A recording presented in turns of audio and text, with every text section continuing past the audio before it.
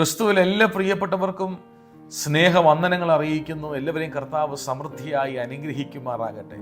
ഒരു ചെറിയ ദൈവശബ്ദവുമായി നിങ്ങളുടെ മുൻപിലേക്ക് വരുവാൻ കർത്താവിൽ ഞാൻ പിന്നെയും ശരണപ്പെടുകയാണ്. സഭാപ്രസംഗി 3-ാം അധ്യായത്തിൻ്റെ 11-ാമത്തെ വാക്യം നമ്മെ പഠിപ്പിക്കുന്ന ഒരു വലിയ സത്യമുണ്ട്. അവൻ സകലവും അതതിൻ്റെ സമയത്ത് ഭംഗിയായി ചെയ്തു. ദൈവത്തിൻ്റെ സമയം ഒരു ദൈവപൈതൽ നന്നായി മനസ്സിലാക്കിയിരിക്കേണ്ട ഒരു ആത്മീയ സത്യമാണ്. ദൈവത്തിന് സകല കാര്യങ്ങൾക്കും ദൈവത്തിൻ്റെ സമയമുണ്ട് എന്നുള്ളത്. നമ്മോട് പറഞ്ഞിരിക്കുന്ന വാഗ്ദത്തങ്ങൾക്കും ദൈവത്തിൻ്റെ സമയമുണ്ട്. നമ്മുടെ ഉയർച്ചകൾക്കും ദൈവത്തിൻ്റെ സമയമുണ്ട്. നമ്മുടെ ജീവിതത്തിൻ്റെ പരീക്ഷാ കാലഘട്ടങ്ങൾക്ക് ദൈവത്തിൻ്റെ സമയമുണ്ട്. ചെറുതും വലുതുമായ എല്ലാ കാര്യങ്ങളിലും ദൈവത്തിൻ്റെ സമയമനുസരിച്ചാണ് പ്രവർത്തിക്കുന്നത് എന്നുള്ള കാര്യം നമ്മൾ മനസ്സിലാക്കേണ്ടതായിട്ടുണ്ട്. പ്രിയരെ, ഞാൻ ഈ വേദപുസ്തകം ഇങ്ങനെ പഠിച്ചപ്പോൾ സാഹചര്യങ്ങളുടെ അടിസ്ഥാനത്തിൽ സമയത്തെ, ദൈവികമായ ഇടപെടലുകളെ വ്യത്യസ്ത നിലകളിൽ രേഖപ്പെടുത്തിയിട്ടുള്ളതായിട്ട് മനസ്സിലാക്കാനായിട്ട് കഴിയും. ദൈവത്തിൻ്റെ സമയത്തെ വിശേഷിപ്പിക്കുന്ന പല നാമങ്ങൾ നമുക്ക് മനസ്സിലാക്കാനായിട്ട് കഴിയും. 1, കൃത്യമായ സമയം എന്നുള്ളതാണ്. 2, ഉചിതമായ സമയം എന്നുള്ളതാണ്. 3, തക്ക സമയം എന്നുള്ളതാണ്. അടുത്തത് പൂർവനിശ്ചിത സമയം, വെളിപ്പെടാനുള്ള സമയം, വാഗ്ദത്തം ചെയ്യപ്പെട്ട സമയം എന്നിങ്ങനെയൊക്കെയുള്ള നിലകളിൽ ദൈവത്തിൻ്റെ സമയത്തെ ബൈബിൾ നമുക്ക് പരിചയപ്പെടുത്തുന്നത്. എന്നാൽ ഇതെല്ലാം ദൈവത്തിൻ്റെ സമയമാണ്. അപ്പോൾ തന്നെ വ്യത്യസ്ത സാഹചര്യങ്ങളിൽ ഈ വാക്കുകളിലൂടെ ദൈവത്തിൻ്റെ സമയത്തെ നമുക്ക് പരിചയപ്പെടുത്തുന്നുണ്ട് പരിശുദ്ധാത്മാവ്. അപ്പം ഞാൻ പറഞ്ഞു വന്നത്, നിങ്ങളായിരിക്കുന്നത് ഏത് സാഹചര്യവുമായിക്കൊള്ളട്ടെ, എല്ലാ സാഹചര്യങ്ങളുടെ മേലും അധികാരമുള്ള ദൈവത്തെയാണ് നമ്മൾ ആരാധിക്കുന്നത്. അപ്പോൾ തന്നെ എല്ലാ കാര്യങ്ങളുടെയും പരിഹാരവും ദൈവത്തിൻ്റെ കരങ്ങളിൽ ഉണ്ട്. എന്നാൽ അതെല്ലാം വെളിപ്പെടുന്നതിന് ദൈവത്തിൻ്റെതായ സമയമുണ്ട് എന്നുള്ള കാര്യങ്ങൾ നമ്മൾ മനസ്സിലാക്കേണ്ടതായിട്ട് ഉണ്ട്. പലപ്പോഴും നമ്മൾ എന്തുകൊണ്ടാണ് നിരാശപ്പെട്ടു പോകുന്നത്? പലപ്പോഴും നമ്മൾ എന്തുകൊണ്ടാണ് പിന്മാറി പോകുന്നത്, മടുത്തു പോകുന്നത്? നമ്മൾ പ്രതീക്ഷിക്കുന്ന സമയത്ത് വിടുതൽ ആഗ്രഹിക്കുന്നു, നമ്മൾ പ്രതീക്ഷിക്കുന്ന സമയത്ത് വഴിത്തിരിവ് ആഗ്രഹിക്കുന്നു. എന്നാൽ ഇതെല്ലാം മാറ്റിവെച്ചിട്ട് ദൈവത്തിന് വേണ്ടി കാത്തിരുന്ന് ദൈവത്തിൻ്റെ സമയത്തിനു വേണ്ടി കാത്തിരിക്കുന്നവൻ്റെ ജീവിതത്തിൽ, കാത്തിരിക്കുന്ന വ്യക്തിയുടെ ജീവിതത്തിൽ പരിശുദ്ധാത്മാവ് പറയുകയാണ്, അവനെല്ലാം അതതിൻ്റെ സമയത്ത് ഭംഗിയായി ചെയ്തു. ആ വാക്ക് നിങ്ങൾ ശ്രദ്ധിക്കണം. എന്തെങ്കിലും തട്ടിക്കൂട്ടു പരിപാടി കാണിച്ചിട്ട് പോയി തൃപ്തിപ്പെടുത്തിക്കുന്ന ദൈവത്തെ അല്ല നമ്മൾ ആരാധിക്കുന്നത്. ഭംഗിയായിട്ട്, പൂർണ്ണമായിട്ട്, വൃത്തിക്ക് കാര്യങ്ങളെ കൈകാര്യം ചെയ്യുന്ന ഒരു ദൈവത്തെയാണ് നമ്മൾ ആരാധിക്കുന്നത്. മനസ്സിലാകുന്നുണ്ടെന്നാണ് എൻ്റെ ചിന്ത. സ്തോത്രം. ദൈവം ചെയ്യുമ്പോൾ അതിനകത്തൊരു പൂർണ്ണതയുണ്ട്.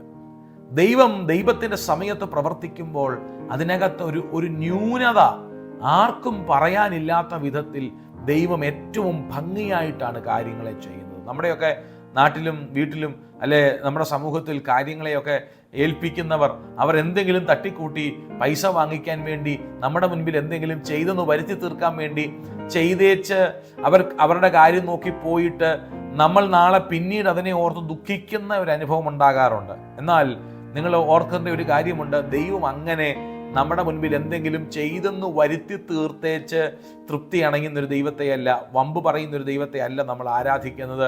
അവൻ സകലവും അതതിൻ്റെ സമയത്ത് നന്നായി, ഭംഗിയായി, പൂർണ്ണമായി ചെയ്യുന്ന ദൈവത്തെയാണ് നമ്മൾ ആരാധിക്കുന്നത്. അതുകൊണ്ട് ദൈവത്തിൻ്റെ സമയത്തിനു വേണ്ടി കാത്തിരിക്കുക എന്നുള്ളതാണ് നമ്മൾ ഓരോരുത്തരും കൃപയോടെ മനസ്സിലാക്കേണ്ട ഒരു കാര്യം. അതിനുവേണ്ടി കാത്തിരിക്കുന്നത് ഒരിക്കലും നഷ്ടമല്ല പ്രിയരെ.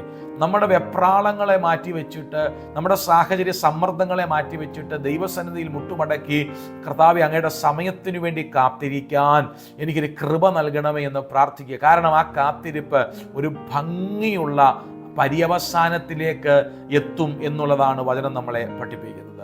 ഞാൻ ആ ഭാഗങ്ങൾ ഇങ്ങനെ പഠിച്ചപ്പോൾ അതിൻ്റെ 3-ാം അധ്യായത്തിൻ്റെ 1 മുതലുള്ള വാക്യങ്ങൾ ഇങ്ങനെയാണ് പറയുന്നത്. എല്ലാറ്റിനും ഒരു സമയമുണ്ട്, ആകാശത്തിന് കീഴിലുള്ള സകല കാര്യത്തിനും ഒരു കാലമുണ്ട്.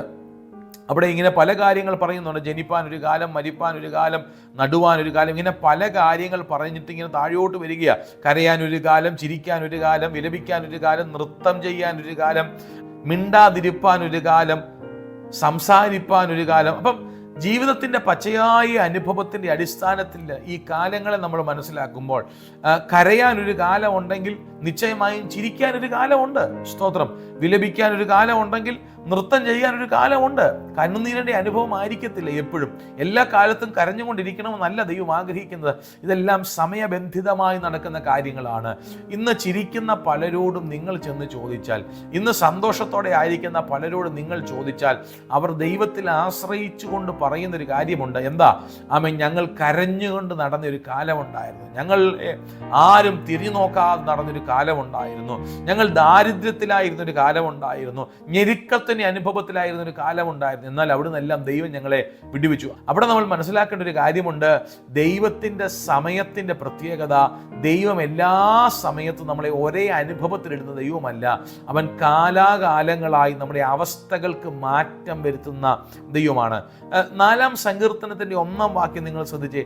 എൻ്റെ നീതിയായ ദൈവമേ, ഞാൻ വിളിക്കുമ്പോൾ ഉത്തരം അരുളണമേ, ഞാൻ ഞെരുക്കത്തിലിരുന്നപ്പോൾ നീ എനിക്ക് വിശാലത വരുത്തി. ആ വാക്ക് നിങ്ങൾ ശ്രദ്ധിച്ച്. ഞാൻ ഞെരുക്കത്തിൽ ഇരുന്നപ്പോൾ നീ എനിക്ക് വിശാലത വരുത്തി എന്ന് പറഞ്ഞാൽ, ഞാൻ ഞെരുക്കത്തിലായിരുന്ന ഒരു കാലഘട്ടമുണ്ട്, പക്ഷെ ഇപ്പോൾ ഞാൻ വിശാലതയിലാണ്. അപ്പം ഭക്തൻ ഞെരുക്കത്തിൽ നിന്ന് പുറത്തു വന്നതിന് ശേഷം പറയുന്ന വാക്കുകളാണ് നമ്മൾ ഈ വായിച്ചത്. ഞാൻ ഞെരുക്കത്തിൽ ഇരുന്നപ്പോൾ നീ എനിക്ക് വിശാലത വരുത്തി. ശ്രദ്ധിച്ച്, ഈ ഞെരുക്കത്തിൻ്റെ അനുഭവം എല്ലാവർക്കും ഉണ്ടാകും. ഇന്ന് നിങ്ങൾ ഒരുപക്ഷെ ഞെരുക്കമായിരിക്കത്തില്ല, ചിലപ്പം മറ്റു ചില വിഷയങ്ങളിലൂടെ ആയിരിക്കാം നിങ്ങൾ കടന്നു പോകുന്നത്. പക്ഷെ ഒരു കാര്യം ഉറപ്പാ, ഇതിനൊരു ഒരു പ്രോപ്പർ ടൈം ദൈവം വെച്ചിട്ടുണ്ട്.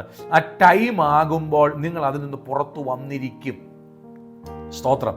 വിശ്വസിക്കുക. ഈ സമയം നിങ്ങൾ അനുഭവിക്കുന്ന സകല വ്യഥകൾക്കും, നിങ്ങൾ അനുഭവിക്കുന്ന സകല വേദനകൾക്കും, നിങ്ങളുടെ എല്ലാ കാര്യങ്ങൾക്കും, നിങ്ങളുടെ തലമുറയുടെ വിഷയങ്ങൾക്കും, നിങ്ങൾ അനുഭവിക്കുന്ന നിങ്ങളുടെ ജീവിതവുമായി ബന്ധപ്പെട്ട സകല കാര്യങ്ങൾക്കും ദൈവം ഒരു സമയം സെറ്റ് ചെയ്ത് വെച്ചിട്ടുണ്ട്.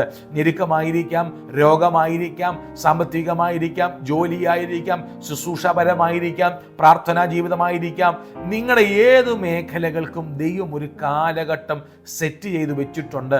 ആ കാലഘട്ടത്തിലൂടെ നിങ്ങൾ കടന്നുപോയെങ്കിലേ പറ്റത്തുള്ളൂ. മറ്റൊരു വഴിയുമില്ല. നമുക്കൊരു ബൈപ്പാസ് ഇല്ല. അതിനകത്ത് കൃപയോടെ പ്രാർത്ഥിച്ച് നിൽക്കുക. ആമേൻ. സങ്കീർത്തനക്കാരൻ പറയുകയാണ്, ഞാൻ ഞെരുക്കത്തിൽ ഇരുന്നപ്പോൾ എന്ന് പറഞ്ഞാൽ ഇപ്പോൾ അവൻ ഞെരുക്കത്തിലല്ല, വിശാലതയിലാണ്. ഇതുപോലെ നിങ്ങളുടെ നാവിൽ നിന്നും പറയത്തക്ക നിലയിൽ ഞാൻ ആയിരുന്ന സാഹചര്യമായിരുന്നു. ഇപ്പം ഞാൻ സമാധാനം അനുഭവിക്കുകയാണ്, ഇപ്പം ഞാൻ വിടുതൽ അനുഭവിക്കുകയാണ്, ഇപ്പം ഞാൻ വിശാലത അനുഭവിക്കുകയാണ്.